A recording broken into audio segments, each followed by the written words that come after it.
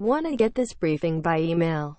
Here's the sign up. Good evening. Here's the latest. 1. A fifth woman accused Roy Moore, the Alabama Senate candidate, of sexual misconduct when she was a teenager. Beverly Young Nelson, above left, told a news conference in New York that Mr. Moore attacked her when she was 16 and he was a prosecutor in Etowah County. Allah. She said he warned her back then that no one will believe you if she told anyone. Read her full statement here.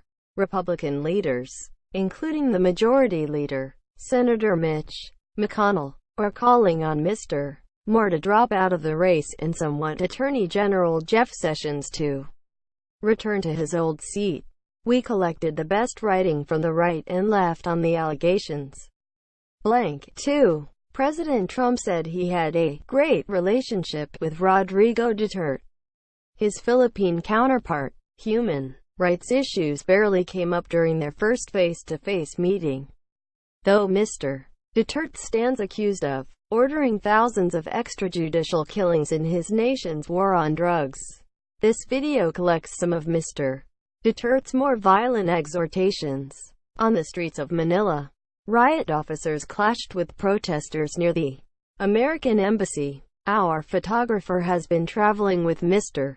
Trump, documenting each stop on his 12-day trip. The president returns to the U.S. on Tuesday. Blank. 3. Being abroad didn't stop President Trump from weighing in on the tax bill. He wrote on Twitter that he was proud of Congress's work so far, and then suggested ending the Affordable Care Act's individual mandate as part of the tax plan. The House Speaker, Paul Ryan, above, and other Republican leaders insist their plans will help the middle class. But that assumes that trickle-down economics works. Remember that term. We discuss it on our podcast, The Daily. Blank. 4. An earthquake left more than 400 people dead and thousands injured on the Iran-Iraq border. Seismologists said the quake, at a magnitude of 7.3, was the biggest to hit western Iran. The damage appeared to be much worse on the Iranian side. Photographs showed collapsed buildings, cars destroyed by rubble, and people sleeping in the streets in fear of aftershocks. The tremors were felt all the way on the Mediterranean coast. Blank. 5. The White House found a replacement for Tom Price, the former Health and Human Services Secretary who resigned amid controversy over his use of chartered flights for government travel.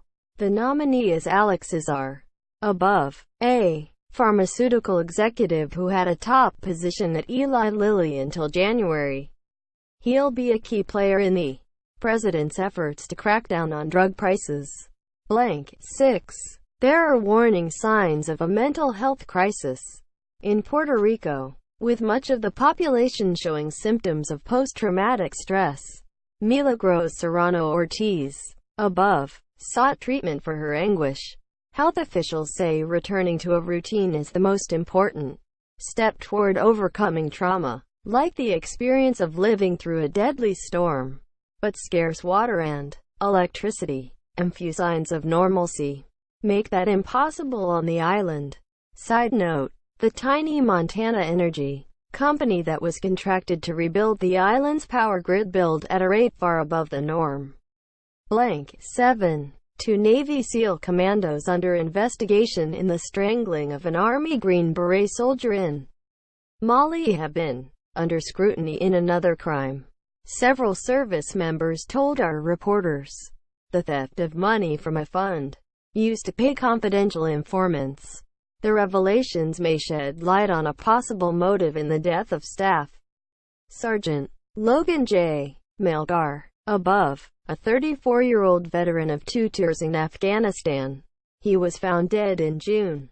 Blank. 8. General Electric will be a lot less general in the future. The 125-year-old corporate giant, the nation's largest industrial concern, will become a smaller company with fewer businesses. John Flannery, above, who became GE's chief executive in August, is grappling with a 35% plunge in the stock price.